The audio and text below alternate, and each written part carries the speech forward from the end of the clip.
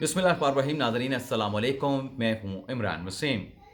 नाज़रीन, America Iran के ख़िलाफ़ नया क्या करने जा रहा है? वो कौन सी नई जंग है जो अमेरिका की जानिब से ईरान पर मुसल्लत करने का फ़ैसला किया गया है? एक तो इस ख़बर की डिटेल व्लॉग में आपके साथ हम शेयर करेंगे, और फिर इस ख़तरे को भांपते हुए ईरान की जानिब से जो अल्टीमेटम दिया गया है, जो दो टोक पैगाम दिया गया है, अमेरिका के इस फैसले के सामने ईरान क्यों और कैसे डट के खड़ा हो गया है, ये डिटेल भी आपके साथ हम शेयर करेंगे। जो ईरान की जानिब से वार्निंग जारी की गई है, जो ईरान की जानिब से अल्टीमेटम दिया गया है, और किस किस को अल्टीमेटम दिया गया है। लेकिन ब्लॉग का नाज़रीन आगाज़ हम करेंगे जो पाकिस्तान की फ़िज़ाइया ने आज अफ़गानिस्तान में बगराम एयरबेस को जो टारगेट किया है, जो कि अमेरिकन ने जब यहाँ पे अपनी बड़ी अफ़वाज उतारी थी अफ़गानिस्तान में, तो ये एयरबेस बनाया था अफ़गान फोर्सेस ने, अपना अमेरिकन फोर्सेस ने। अमेरिका ने इसको कंस्ट्रक्ट किया था। आज पाकिस्तान ने यहाँ पे क्या कार्रवाई की है बगराम एयरबेस पे, जलालाबाद में मज़ीद क्या पाकिस्तान की तरफ से आज ऑपरेशन ग़ज़ब लिल हक़ को लेके कार्रवाइयाँ की गई हैं, उसकी तफसीलात से अपने ब्लॉग का आगाज़ करेंगे। लेकिन प्रोग्राम का आगाज़ करने से पहले आपसे दरख्वास्त के चैनल को सब्सक्राइब कर लें, बेल आइकॉन का बटन प्रेस करें। वीडियो पसंद आए तो इसे लाइक और शेयर ज़रूर कीजिएगा। सबसे पहले नाज़रीन, जो सरकारी दादोशुमार हैं, अब तक जो अफवाज पाकिस्तान ने ऑपरेशन ग़ज़ब लिल हक़ में जो प्रोसीडिंग की हैं, कार्रवाइयाँ की हैं, उसमें 464 जो फितनतुल ख़ारिज के करिंदे हैं, तालिबान के जो लोग हैं, वो मारे गए हैं। 665 ज़ख्मी हैं। 188 जो इनकी चेक पोस्टें हैं, उन्हें मुकम्मल तौर पे तबाह किया गया है। चेक पोस्टें 31 जिन पर पाकिस्तान की अफवाज ने कब्ज़ा करके सबसे लाली परचम लहराया है, जिसकी तादाद पहले 18 थी, अब वो बढ़ के 31 तक जा पहुंची है। जबकि 192 जो टैंक्स थे अफ़गान तालिबान के, जो बख्तर बंद गाड़ियाँ थीं, उनको भी जो है वो तबाह कर दिया गया है। लेकिन इसके साथ साथ नाज़रीन, जो सर्जिकल स्ट्राइक्स पाकिस्तान की फ़िज़ाइया ने की है, उसमें जलालाबाद को हिट किया गया, जहाँ पे असलह का डिपो था उसको टारगेट करके तबाह किया गया। ड्रोन बनाने वाली एक फैक्ट्री को भी पाकिस्तान के लड़ाका हथियारों ने हिट किया है, टारगेट किया है। और इसके साथ साथ नाज़रीन, बगराम एयरबेस, उसे भी पाकिस्तान की अफवाज ने स्ट्राइक्स करके तहस नहस कर दिया है, तबाह कर दिया है। और बगराम एयरबेस से मुतल्लिक जो American media, international media report कर रहा है कि यहाँ पर जो मेजर स्ट्राइक्स पाकिस्तान की जानिब से की गई, ये अमेरिकन की अफवाज सिक्योरिटी फोर्सेज जब अफगानिस्तान में मौजूद थे, तो इस एयरबेस में 20 कोई बड़े बड़े गोदाम बनाए गए थे। मरकज़ी इसे हैसियत हासिल थी तालिबान के ख़िलाफ़ अमरीकी फ़ोर्सेस की जो कार्रवाइयाँ चल रही थीं। तो वो जो गोदाम थे, उन्हें जो उड़ाया गया है, उनका जो सफाया किया गया है, उनको जो तबाह किया गया है, अमेरिकन मीडिया की तरफ से पाकिस्तानी फ़िज़ाइया की इस कार्रवाई को जुर्रतमंदाना इक़दाम जो है वो करार दिया गया है। अब नाज़रीन, आ जाते हैं जो ईरान के ख़िलाफ़ ईरान इसराइल का की जो कार्रवाइयाँ चल रही हैं, जो ताज़ा हमले किए गए हैं, उसमें एक तो नाज़रीन इसराइल ने अहम जो ईरानी कमांडर है उन्हें निशाना बनाने का जो है वो दावा किया है। और इसके साथ साथ आज ईरान इसराइल की जानिब से ताज़ा जो हमले ईरान पे किए गए, उसमें एक तो इसराइल ने एक वार्निंग जारी की है। ईरान में जो इंडस्ट्रियलिस्ट जो एरिया है, जो सनती एरिया है, उसे लोगों को खाली करने का कह दिया गया है कि आप इसको खाली कर दें। यानी वो जो इंडस्ट्रियल जोन है, उसे भी इसराइल जो है वो टारगेट करने जा रहा है। लेकिन जो आबनाए हुर्मस को ईरान की जानिब से बंद किया गया है, आबनाए हुर्मस के बंद होने के बाद जो सप्लाई लाइन है, चाहे वो पेट्रोलियम मसनूआत की है, चाहे वो दीगर जो ट्रेड्स होती हैं, उससे दुनिया की मईशत को और जो पेट्रोलियम मसनूआत हैं, उन्हें एक बड़ा धचका लग भी चुका है, और मज़ीद बड़ा धचका लगने का इम्कान है। जैसा कि इराक़ की जानिब से जो पेट्रोलियम मसनूआत की पैदावार है, उसे कम करने का फ़ैसला कर लिया गया है। लेकिन जो आज ईरान में 100 लड़ाका हथियारों के साथ इसराइल ने कार्रवाइयाँ की हैं, जो इक़्तिदार, जो कॉम्प्लेक्स था ईरान का, जहाँ पे इक़्तिदार से मुंसलिक जो लोग वहाँ पे मौजूद थे, वहाँ पर 250 बम मारे गए हैं। और 200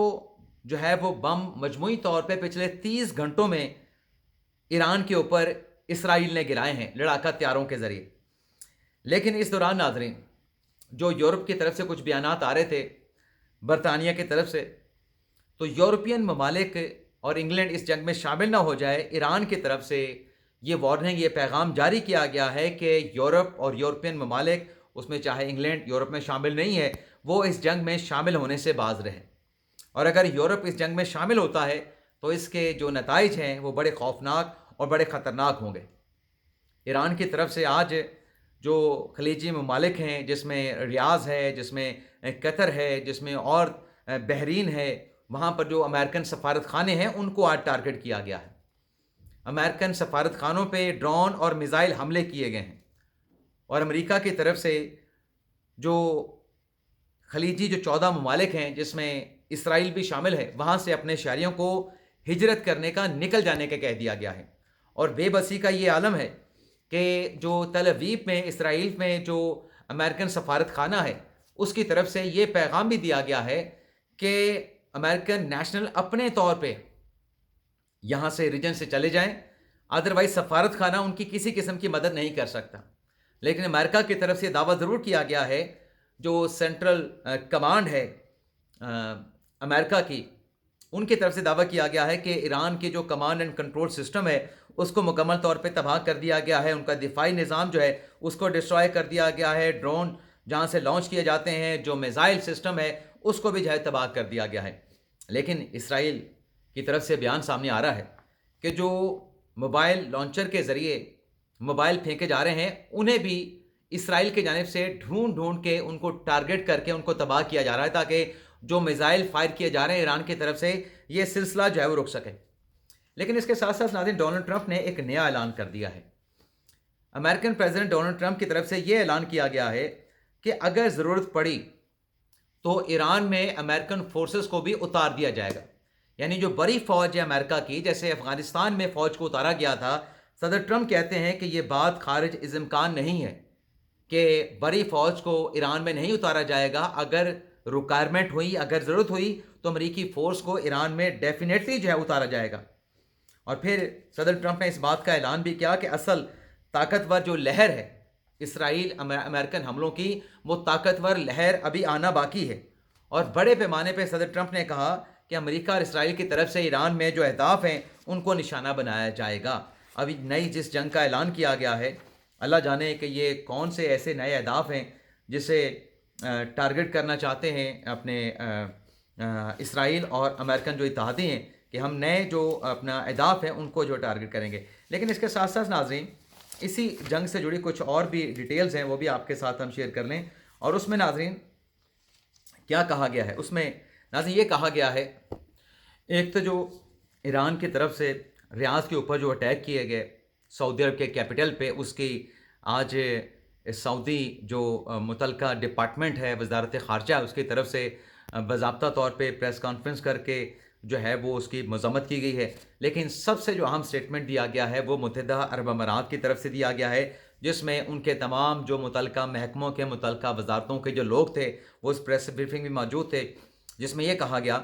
کہ یہ جو ایران کی طرف سے ہٹ کیا گیا متحدہ عرب امارات کو، ابوظہبی کو، دبئی کو، تو اس میں 3 لوگ جاں بحق ہوئے ہیں اور 68 زخمی ہوئے ہیں، اور 186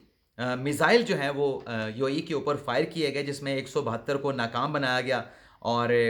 812 ڈرون اٹیک بھی ایران کی طرف سے متحدہ عرب امارات پہ کیے گئے، جس میں 755 کو جو ہے وہ ناکام بنا دیا گیا۔ لیکن متحدہ عرب امارات کی متعلقہ حکام کی پریس کانفرنس میں یہ کہنا تھا کہ ہم کشیدگی، خطے میں جو کشیدگی ہے اس میں کمی کا مطالبہ کرتے ہیں، لیکن متحدہ عرب امارات جو ہے اپنے دفاع کا حق محفوظ رکھتا ہے، اور امارات کے پاس جو وسیع جو وسائل ہیں، جنگی جو ساز و سامان ہے، وہ سامان بھاری مقدار میں تمام وسائل موجود ہیں، اور جنگ طویل ہوتی ہے تو اس میں کسی قسم کی جو جنگی وسائل ہیں اس کی کمی جو ہے متحدہ عرب امارات کے پاس جو ہے وہ نہیں ہوگی۔ تو ایک طرف یہ اسٹیٹمنٹ بھی آ گیا ہے۔ لیکن اس کے ساتھ ساتھ ناظرین، پاکستان کے سیاسی پولیٹیکل کینوس سے بھی کچھ اہم خبریں ہیں۔